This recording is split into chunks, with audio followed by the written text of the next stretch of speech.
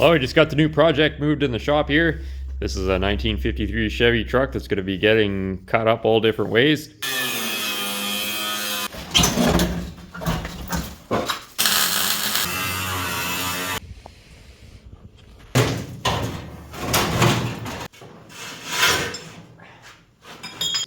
And we just got it pushed in, and we've already had to change our plans here a bit. I wanted to start by trying to straighten out this nightmare and probably some of this over here. Problem is that the structure of the cab has completely gone away on us.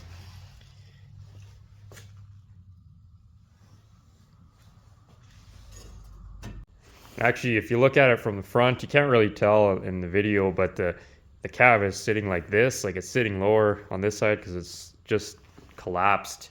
Everything is collapsed. It's all gone away. It's terrible. It really is. You see the lack of structure here. And there's just nothing, there's not even anything on that side. So I start hammering and pulling on the fender. I don't know if you'll be able to see it or not, but all of this is moving. So I can't straighten out any of the fender until I get some structure back into this, because I don't want this to twist around any more than it already is. I don't know if you can see.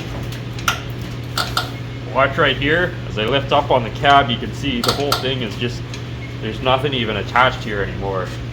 This is a terrible problem. Same deal over here. Just watch in this area as I pull on the fender.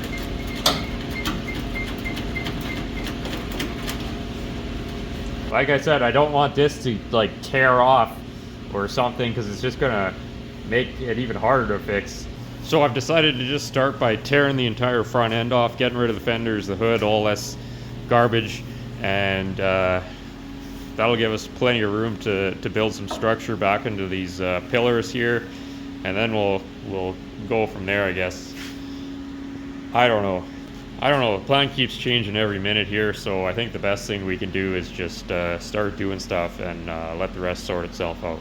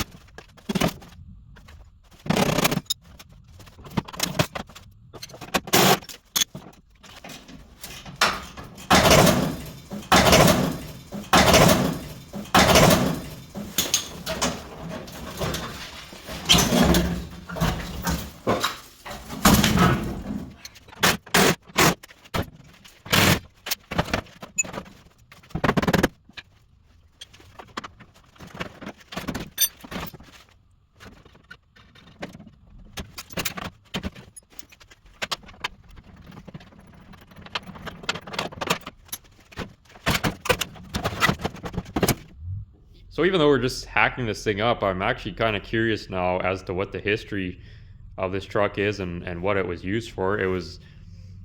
Everything says that it was originally yellow, which is kind of a rare thing to begin with. So I'm guessing it was some kind of government vehicle or fleet vehicle or for a construction company or something like that. I don't know. It's been repainted yellow twice again.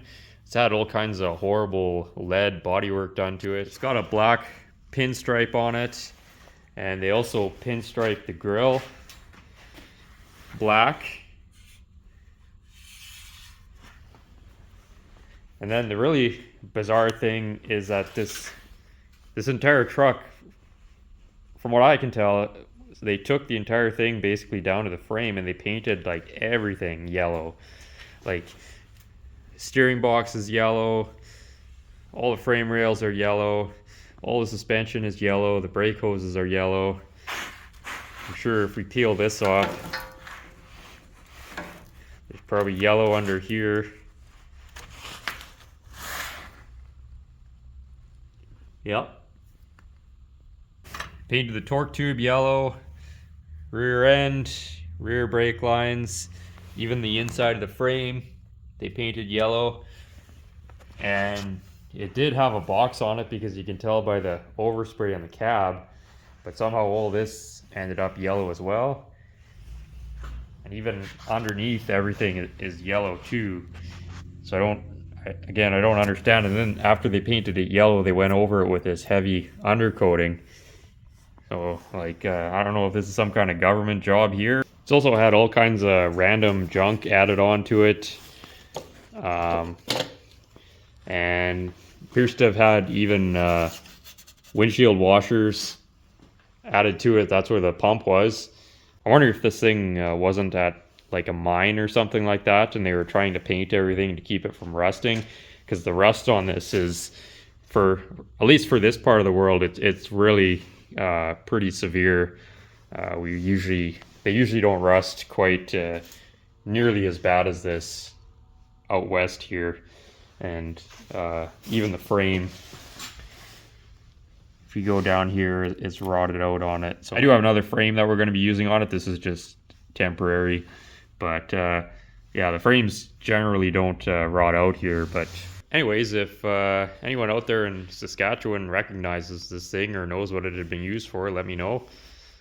It'd be kind of interesting to know like what the story on this is. I'm also glad that we didn't start trying to fix these fenders yet. So I was just looking at this one and I noticed this seam here, and that is definitely not factory. Or I've owned a ton of these trucks and I've never once seen one with this seam, so this has to be some kind of aftermarket fender. And it looks like it's a fairly convincing one, but nonetheless it's not exactly the same as the original fender. It's also got some really pretty ferocious, terribly done old lead repairs here all around the headlight opening. And this one is just completely packed with lead all around this wheel opening here. The front, it's actually like really terrible.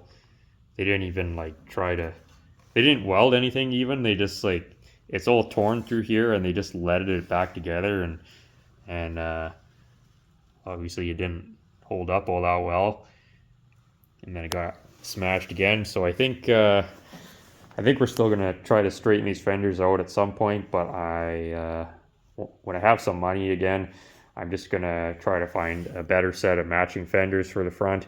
For what I'm trying to do, I would like this truck to actually look half decent, and I know just from past experience that trying to make a mismatched set of front fenders that have been wrecked and poorly repaired multiple times, to make them match and then blend them into the rest of the custom bodywork we're doing, it's just going to be it's going to be a nightmare.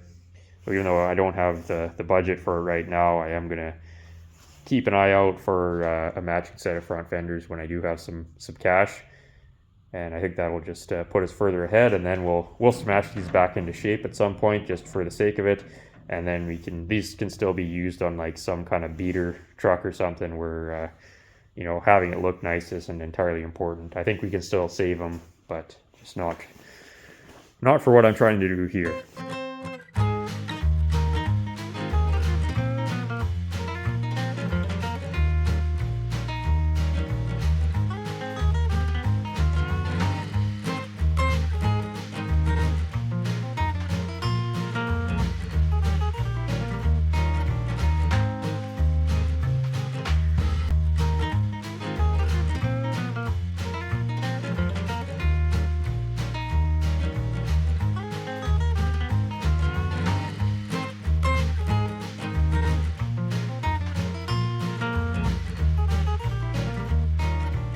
So does anybody out there know on the Rod Custom Dream Truck what they did with the steering box?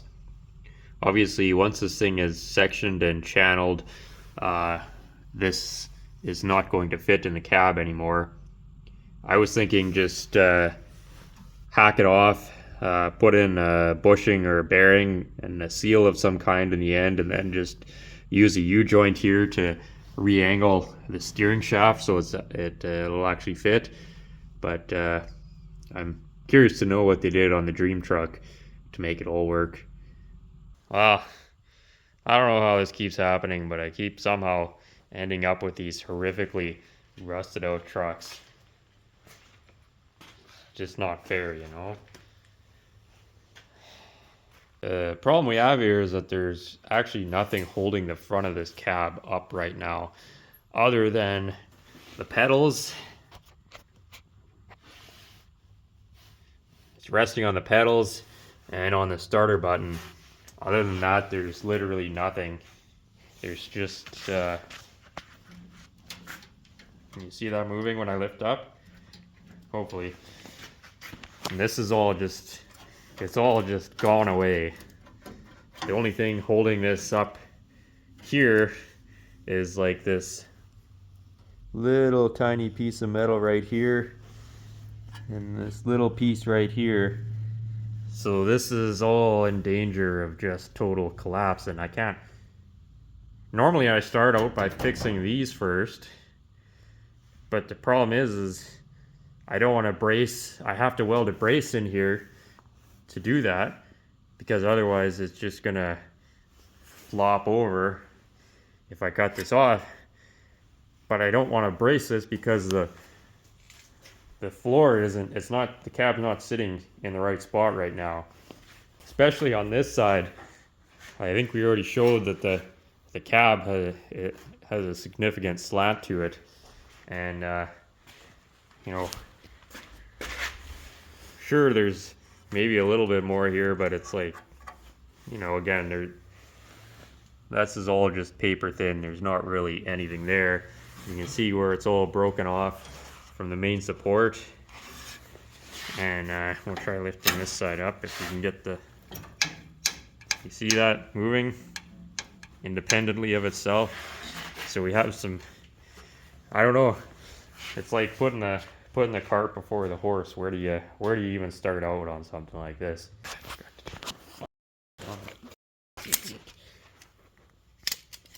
Okay, well, this is the third time I've recorded this. I keep forgetting to hit the record button like an idiot. So now I can't even remember what I was gonna say.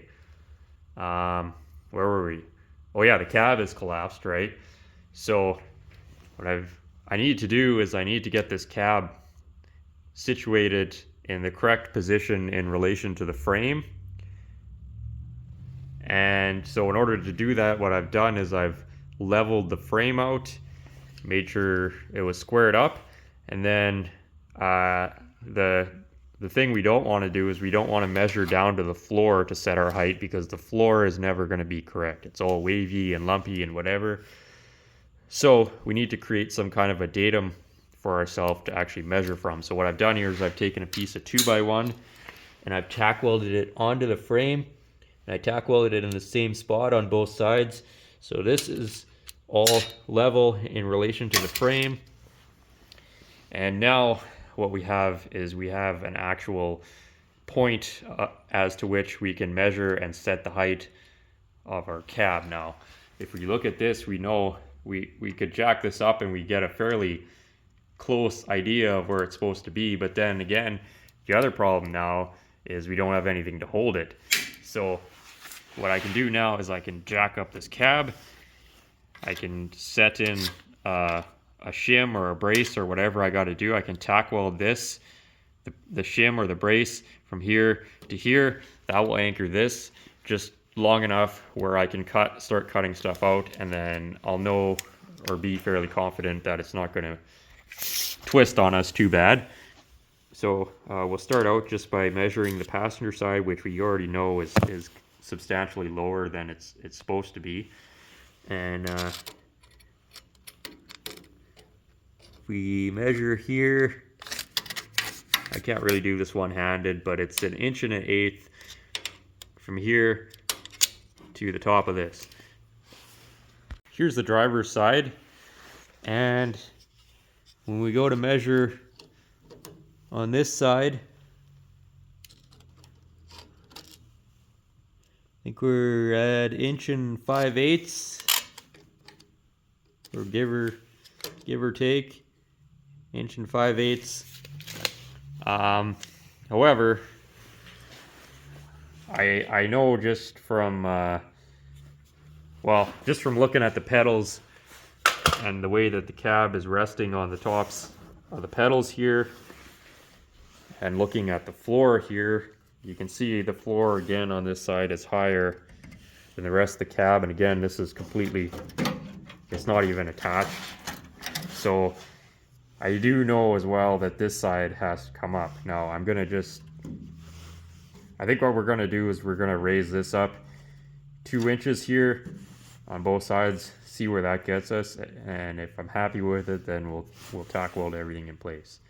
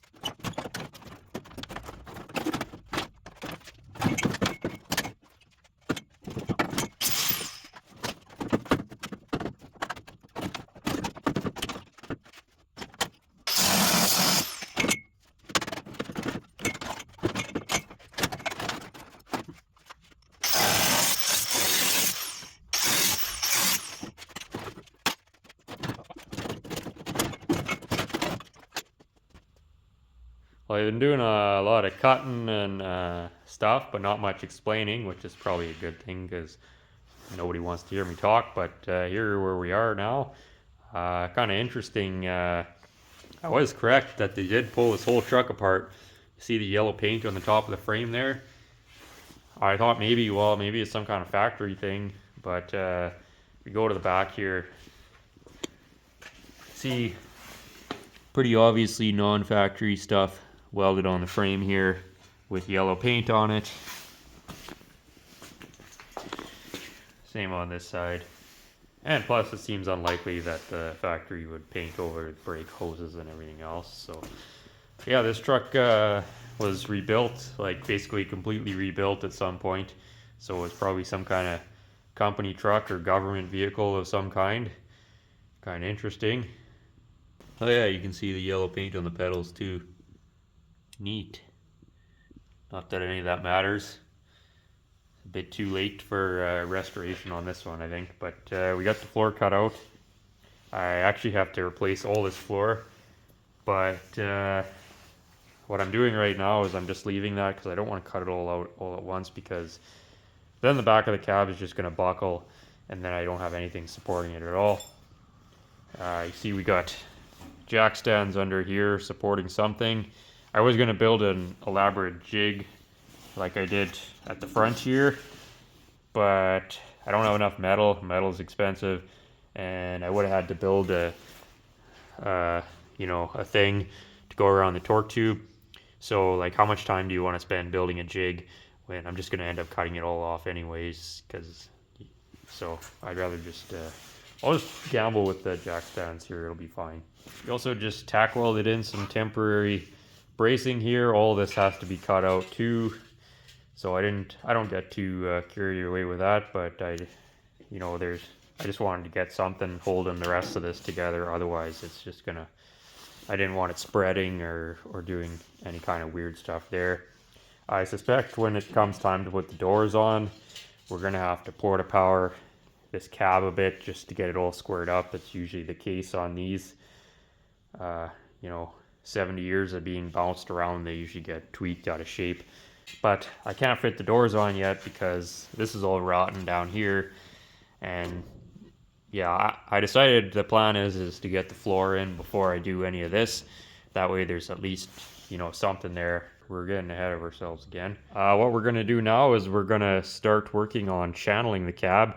Now that we got it unchanneled and straightened out again, now we get to drop it back down. So the reason we're channeling it is because the frame is lower than the bottom of the cab, and I don't want this thing, when it's all done, for you to be able to see the frame when you look under it. So I kind of figured out now that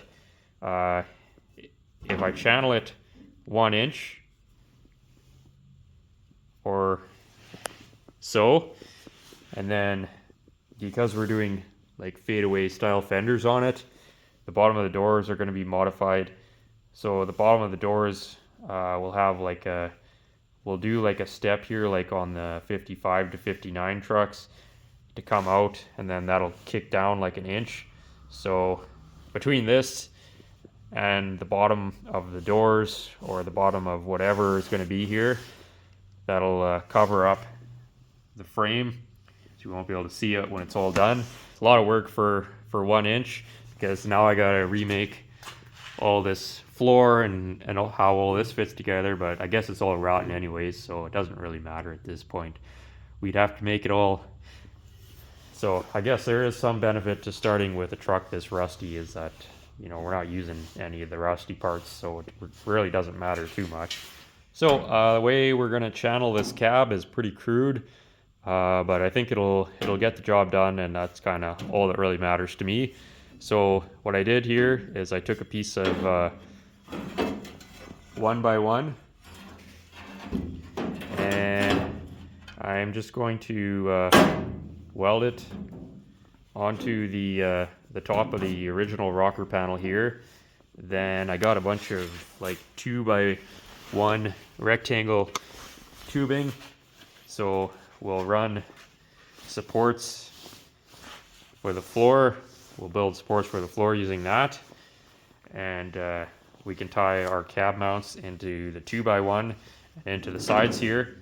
Then once we have the framework built, then we can skin over it, and I can just, when I go to make the floor, I can just make the floor out of flat sheet metal, and then I'll put a brake on the edge here, and then we'll plug weld it back right onto the original rocker panel there, and then it'll kind of look original, at least from the top, but just be an inch higher here. So not really a spectacular way of doing it, but you know, I guess if we really want to, we could just build a whole new rocker panel. But I like the idea of adding some extra structure into this, seeing as how these trucks are kind of notorious for breaking off the floor, and they're pretty weak in this body mount area up front here. So if we have a, even though it looks kind of crude from below, using the tubing to build a new structure for the floor should really help strengthen it up here.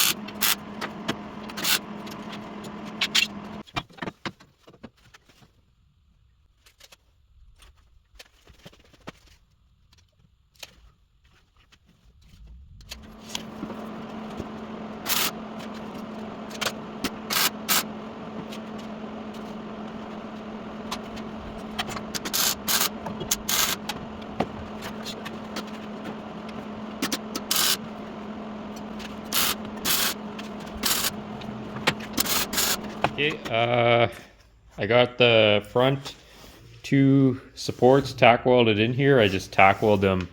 First I start here, and then I go at each point there, and then it's there's no chance of it moving around.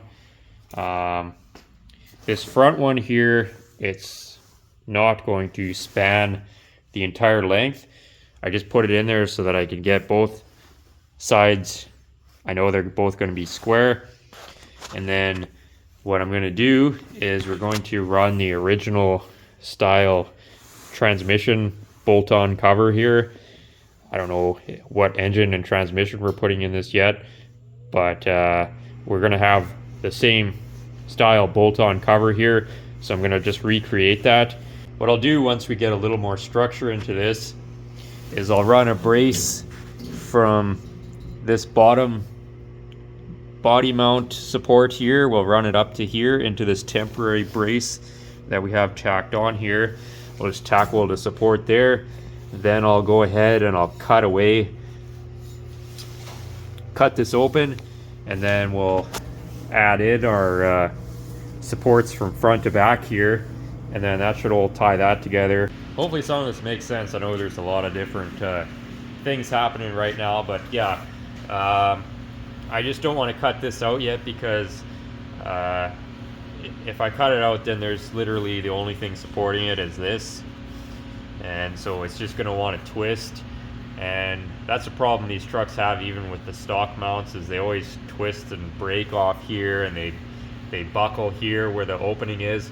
So I really want to reinforce that a bit, and hopefully tie some more strength into it. But for now, this will be good enough to support things. The next step is to cut out some more of the floor back here. I'm just doing this in layers. So I'm gonna cut probably back to about here. Now I'm gonna still leave these upright cab supports in, and we'll cut that out later, just so that the back of the cab won't buckle, hopefully. But what's under here is all these the body mount here for the rear. So I want to cut all that out now, and then I can add in another support from here across here, just like we did here, and then that'll support the rear cab mount.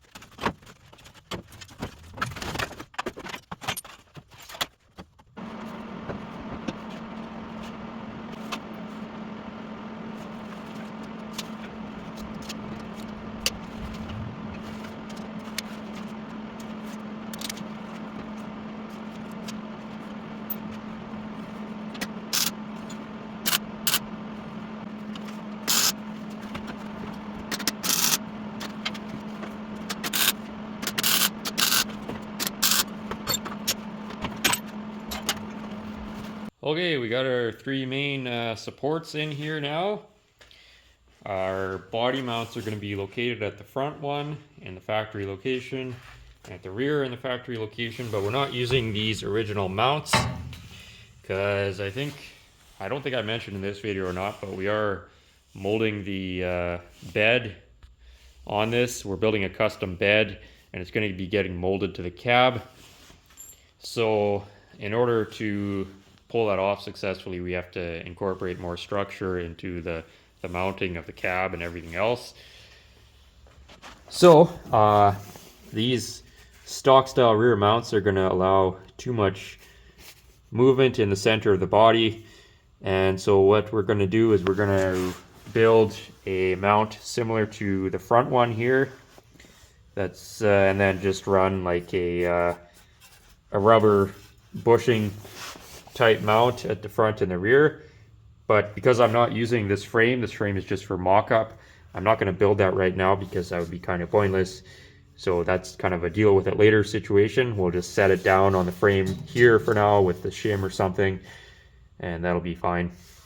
Another thing that we might do is when we put this on the frame that we're actually using, I was thinking I will cut this mount and move it down slightly, because as it is right now, or from originally, the front of the cab was only resting on this very thin, like 1/4 inch cushion, and so I'd like to run a little thicker body mount just to help isolate the cab or the body from vibrations from the frame.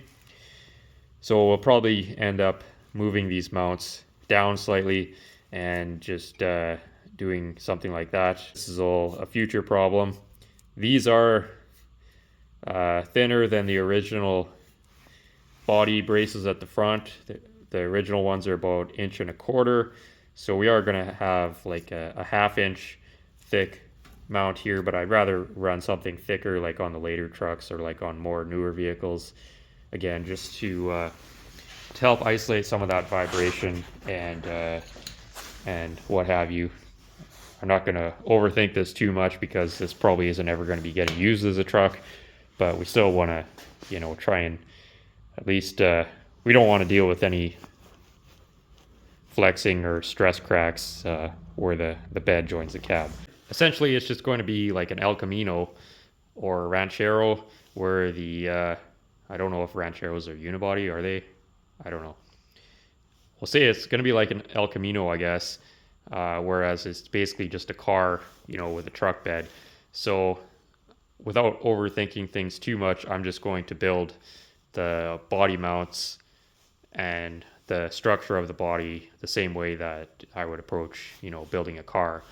So we'll just have more mounts with, I guess, hockey puck style biscuit mounts or whatever you want to call them. We'll probably do one at the front, one here in the cab, then another one out here, maybe another one here somewhere, and then probably a couple more at the back, and that should really, and then we'll we'll build out our floor structure once we get to that stage. We'll just kind of continue it on, and we'll have a pretty substantial inner structure that will also help probably tie into the door jamb as well up here somewhere. And this is all, again, future stuff, but I just trying to think about all the various scenarios at this stage, because everything I do at this stage is going to affect what we're doing, you know, years or months or whatever down the road. So I don't know what we're talking about here, but I'm going to quickly burn all these welds in here, fully weld these supports in, then I think we'll be ready to finally set the cab down and see how it looks all channeled down the dramatic 1-inch channel that it's going to be.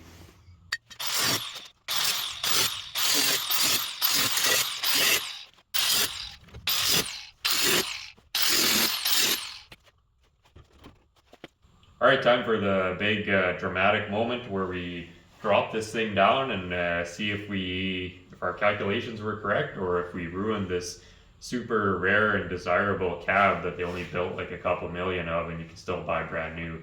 But if you're wondering about the hazy smokiness, I was cutting some temporary body bushings using an angle grinder, and so it smells like someone was doing a burnout in here, even though we don't own any vehicles that are capable of doing a burnout.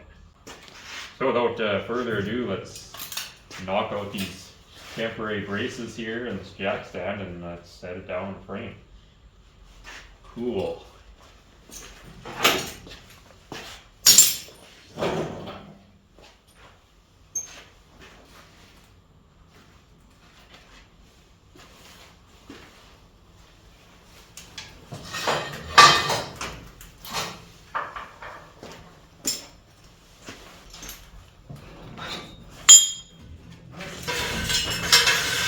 Rather heavy.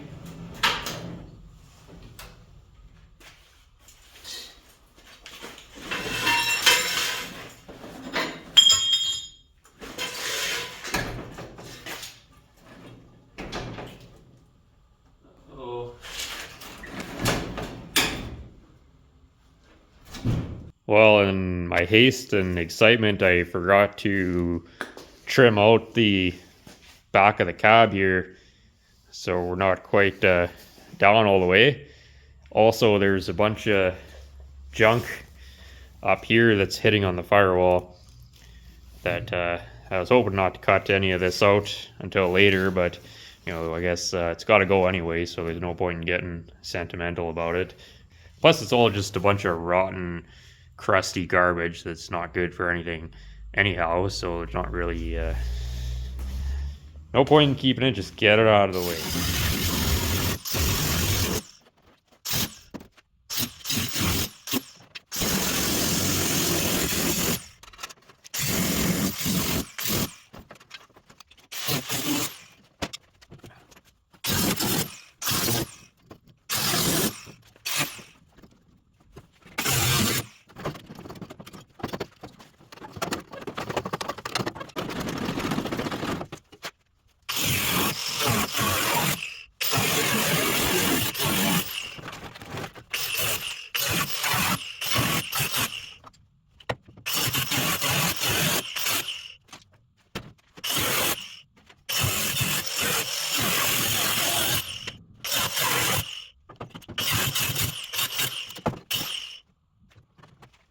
Okay, this is round 2 of our attempt to set the cab down. I think we got all the unnecessary appendages out of the way now, so let's give it a shot here.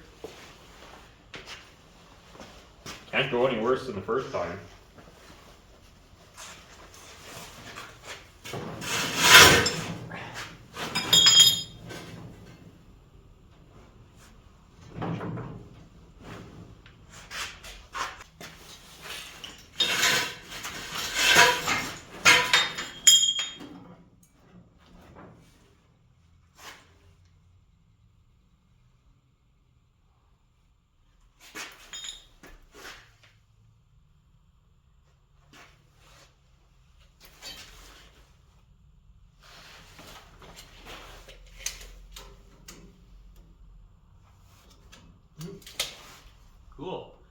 Well, we got the cab all bolted down at the front here. We got it squared up on the frame and all leveled out.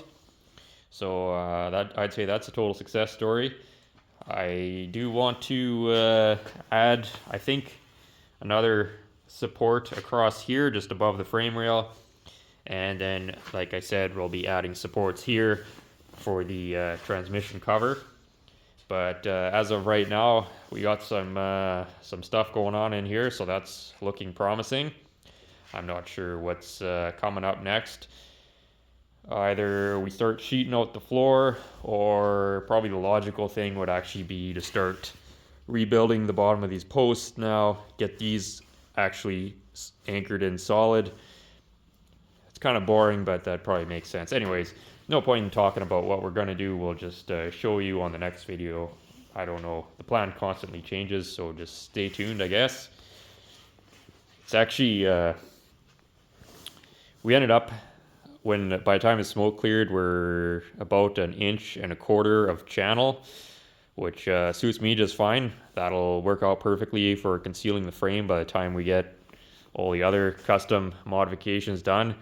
And actually, well, maybe just for me, because I've worked on a lot of these trucks, but now that I stand back, even though it's only 1.25 inches, there is definitely a noticeable height difference already.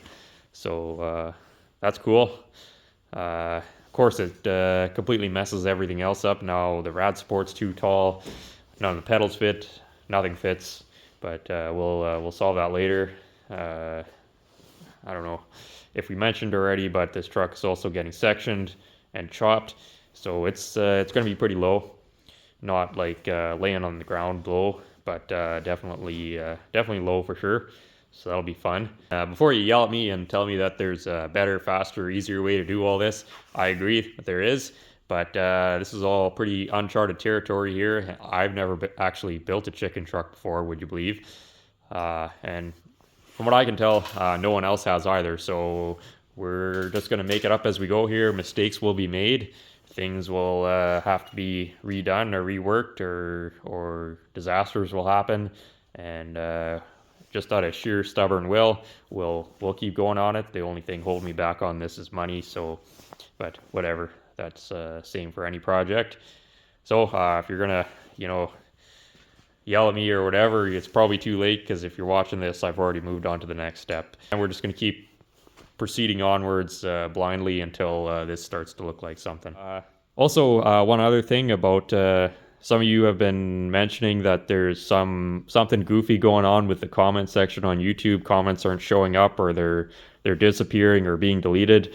That's not something I'm doing. I don't censor comments or delete comments, or all my I don't moderate them or anything like that.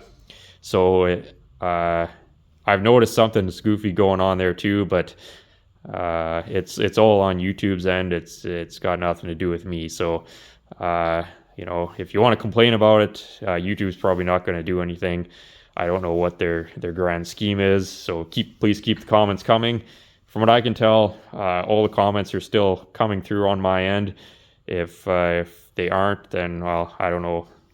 I don't have any way of finding that out, but from what I can tell, they're all still working. It's just occasionally they don't show up for you for some reason, or again, I don't know. If you want to, take out your frustrations or whatever, I suggest just going outside, yelling at the sun, maybe punching your neighbor in the face or stealing car. It's a beautiful world out there, so get out there and enjoy it. Okay, thanks for watching, everyone. We'll be back on the chicken truck next week. Hope you're enjoying this so far. Later.